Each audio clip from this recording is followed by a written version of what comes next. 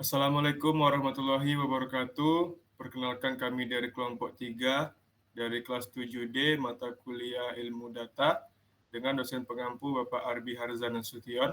Di sini kami akan melakukan presentasi hasil diskusi kami tentang analisis sentimen aplikasi Dana di Play Store. Namun sebelum masuk ke materi, lebih baik kami memperkenalkan diri terlebih dahulu. Untuk anggota kelompok 3 ada saya sendiri, Dimas Danuarta, lalu ada Laura Miftahul Rizky, lalu ada Muhammad Salim Asadiki, lalu ada Noval Nugraha, dan juga ada Ririn Heldayanti. Nah, untuk pendahuluannya dipersilakan kepada Noval. Baik, di sini dari slide kami, adapun pendahuluannya yaitu analisis sentimen terhadap ulasan aplikasi Dana menjadi penting untuk memahami persepsi pengguna, memperbaiki kualitas layanan, dan meningkatkan pengalaman pengguna.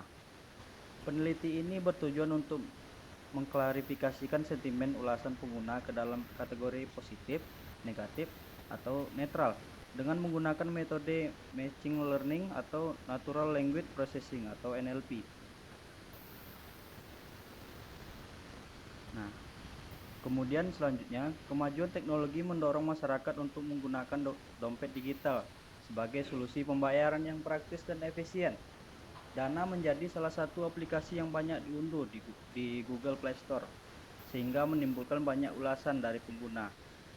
Nah, jadi ulasan ini dapat memberikan informasi berharga tentang pengalaman pengguna, tetapi data yang sangat besar dan tidak terstruktur sulit untuk dianalisis secara manual.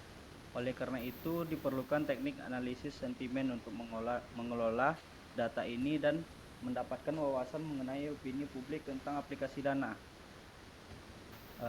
Analisis ini dapat membantu untuk mengidentifikasi masalah umum yang dihadapi pengguna, memberikan rekomendasi untuk meningkatkan kualitas layanan, dan membantu tim pengembang dalam merencanakan fitur baru berdasarkan kebutuhan pengguna. Nah, rumusan masalah yang kami ambil yaitu yang pertama, bagaimana mengklarifikasikan sentimen ulasan pengguna aplikasi Dana di Play Store menjadi positif, negatif, dan netral. Yang kedua adalah algoritma apa yang paling efektif dalam melakukan analisis sentimen pada dataset ulasan pengguna. Yang ketiga, faktor-faktor apa saja yang sering menjadi keluhan atau pujian dari pengguna. Yang keempat, bagaimana hasil analisis sentimen dapat membantu mengembangkan aplikasi meningkatkan layanan mereka. Nah, untuk selanjutnya akan dijelaskan oleh Diki. Kepada Diki dipersilakan. Eh, Lanjut untuk tujuan penelitiannya, yang pertama itu mengembangkan sistem analisis sentimen untuk mengkategorikan ulasan pengguna aplikasi Dana di Play Store, mengidentifikasi opini dominan dari ulasan yang tersedia di Play Store, positif, negatif, dan netral. Yang ketiga, mengevaluasi performa algoritma machine learning yang digunakan dalam analisis sentimen. Dan yang terakhir, memberikan wawasan kepada pengembang aplikasi mengenai area yang perlu diperbaiki atau ditingkatkan. Manfaatnya, inovasi teknologi digital, menginspirasi pengembang teknologi baru yang mendukung analisis data besar atau big data. Pengembangan produk berbasis data, memanfaatkan data ulasan pengguna untuk merancang produk yang lebih relevan. Kesimpulannya, penelitian ini berfokus pada penerapan teknik analisis sentimen untuk memahami opini pengguna terhadap aplikasi Dana di Play Store. Melalui pendekatan ini, diharapkan hasil analisis dapat memberikan rekomendasi yang berharga untuk meningkatkan kualitas layanan dan pengalaman pengguna.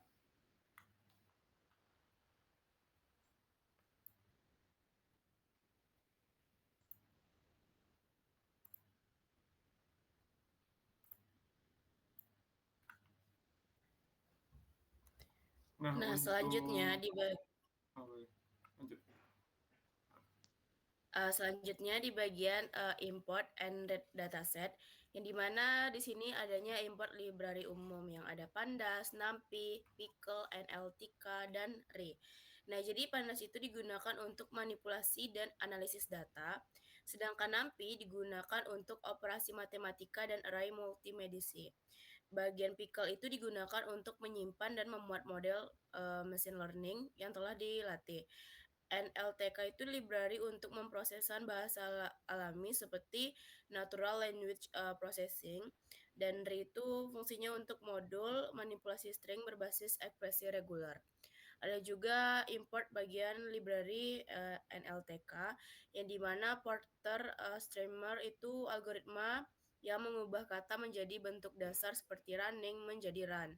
Stop words itu seperti kumpulan kata-kata umum yang biasanya diabaikan dan analisis teks seperti the, is, dan in.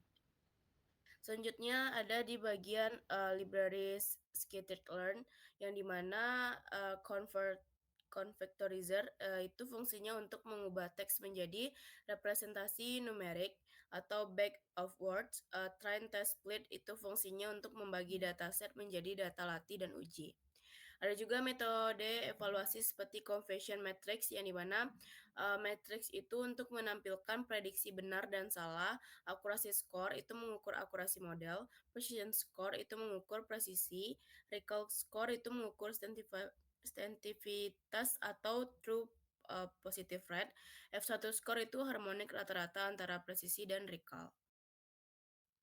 Selanjutnya ada bagian algoritma machine learning seperti logistic regression yang dimana model klasifikasi linear random forest classifier itu ensemble berbasis pohon keputusan.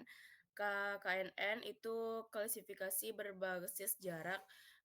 Untuk NLP, MLP itu untuk multi-layer perceptron. Decision tree itu berbasis pohon keputusan. Ada juga yang terakhir ada Gaussian NB, yaitu distribution Gaussian. SFC Support Vector Classifier untuk klasifikasi berbasis hyperplane.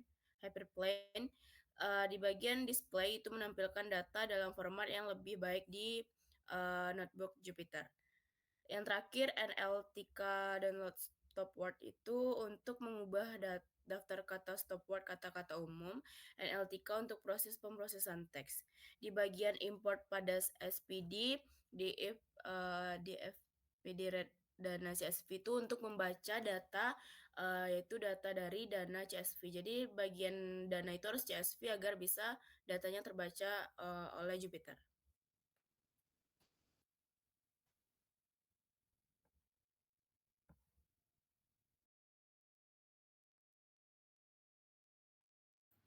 Oke, lanjut masuk ke proses data reduction.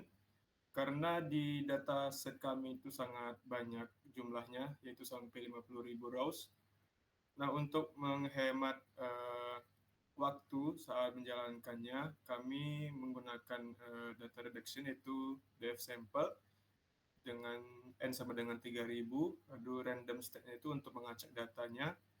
Nah, untuk jadi total data yang kami gunakan itu mencapai 3000 rows. Nah, lanjut untuk proses cleaning dan pre-processing data.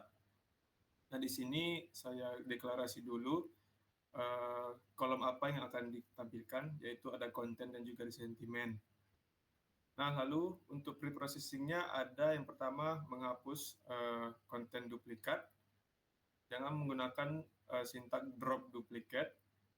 Nah, lalu ada untuk pembersihannya, yang pertama ada membersihkan konten yang berisi link atau ada tanda tanya atau komen yang diawali dengan add, lalu ada juga angka, karakter, dan huruf, lalu ada menghapus kata yang terdapat perulangan, atau ada juga content lower yaitu mengubah huruf besar ke huruf kecil, lalu ada menghapus spasi ganda. Nah, lalu konten atau data yang sudah dibersihkan tadi disimpan ke dalam dataset baru yaitu bernama clean content. yang akan disimpan di folder lokal.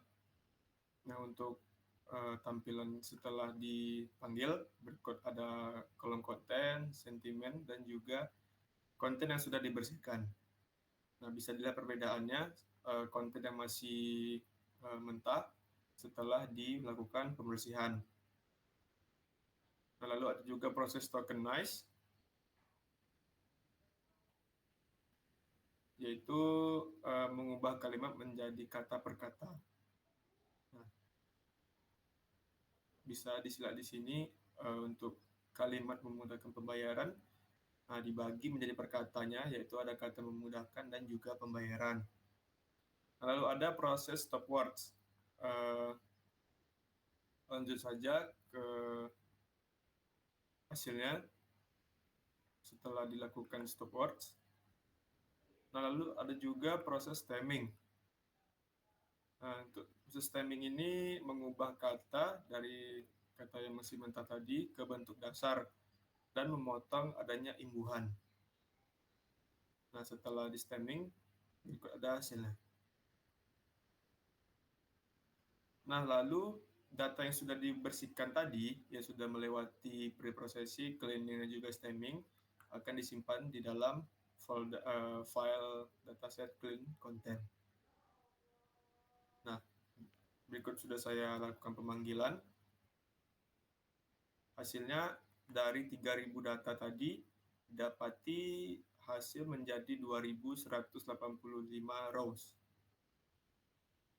Nah, pada dataset analisis ini kami menggunakan kolom yaitu stemming dan juga sentimen. Dan kami tidak menggunakan semua kolomnya. Nah, selanjutnya, karena kemarin pas progres presentasi yang pertama itu data yang kami gunakan sangat banyak dan dalam kontennya banyak konten yang kurang dari 5 kata yang mempengaruhi hasil akurasi. Sesuai revisi, kami menghapus konten yang kurang dari 5 kata dan menggunakan yang lebih dari 5 kata saja. Nah, dari 2.000 rows tadi, didapati setelah dipotong datanya hanya bisa menghasilkan 1.000 data saja. Nah, lanjut kita melakukan distribusi dan sentimen. Dari 1.013 rows tadi, didapati bahwa sentimen negatifnya ada 600-an, lalu di neutralnya ada 200-an, dan positifnya hanya di 146 saja. Lalu di bagian pembagian data, kami menggunakan data trend dan data spread-nya menjadi 80/20%.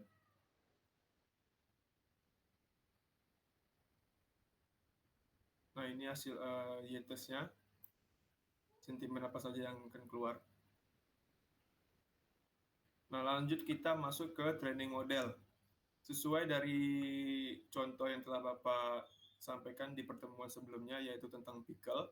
Jadi, untuk training modelnya itu dilakukan semua jenis training modelnya, yaitu ada decision tree, random forest, KNN, SVM, logistic regression, dan Gaussian NB langsung menjadi satu. Nah, untuk lanjut ke evaluasinya. Nah, setelah data di training, maka outputnya akan seperti ini. Jadi salah satu modelnya itu telah dilatih dan dievaluasi. Nah, untuk hasil akurasinya kami mendapati akurasi hanya di 75% untuk yang tertingginya dan di terendah hanya di 57%. Nah, semua data hasil training model ini sudah disimpan menjadi sebuah data pickle di folder yang telah kami simpan. Nah, untuk setiap model data training modelnya disimpan menjadi file .pickle. Ini sudah ada decision tree, KNN, dan lain-lain.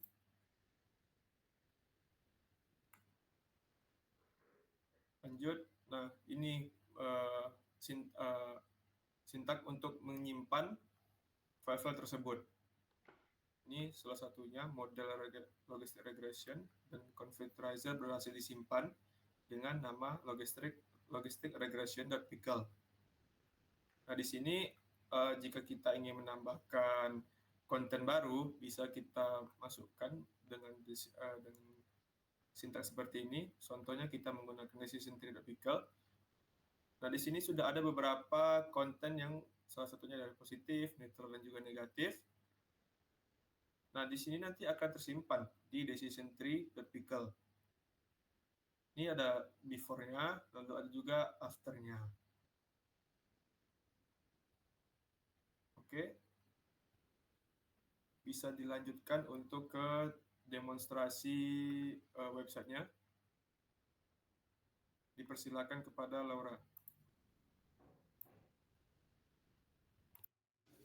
Baiklah, saya akan menjelaskan aplikasi website untuk sentimen analisis dana. Bentar, boleh di-share screen?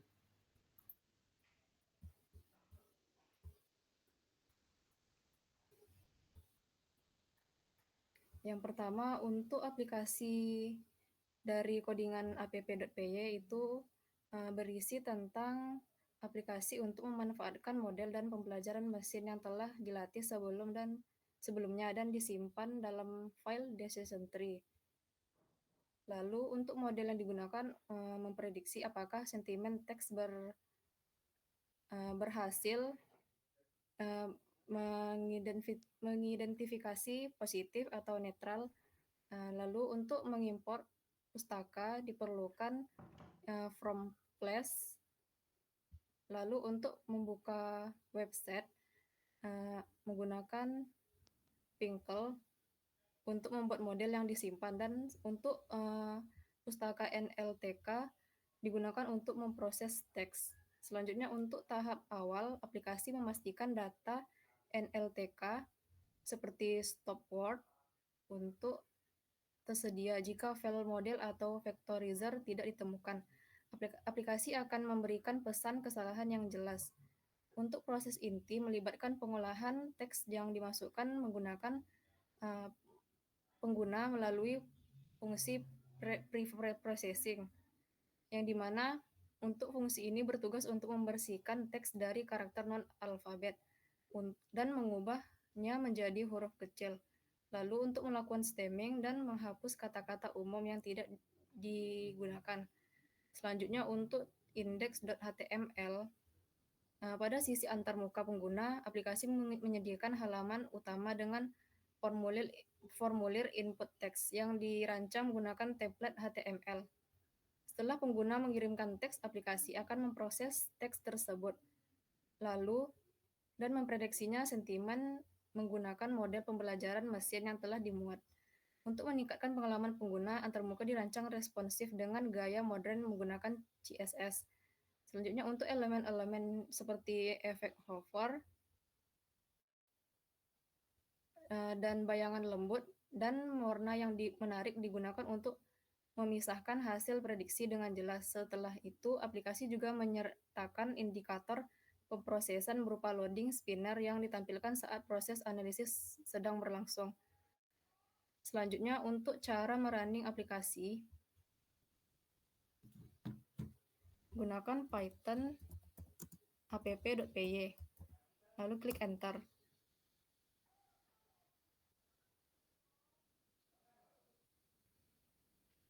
Selanjutnya, salin link yang diberikan,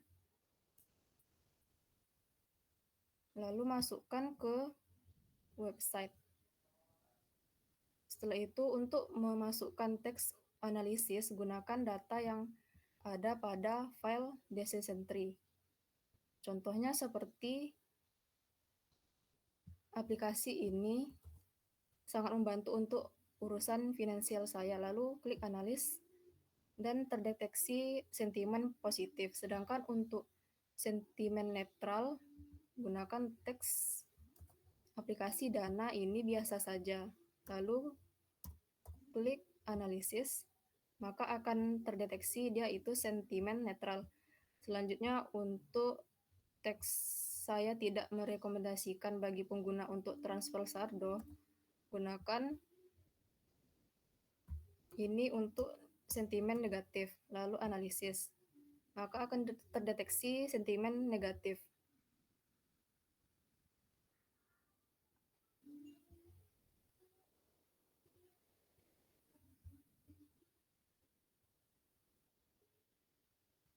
Sekian dari saya kembalikan ke moderator.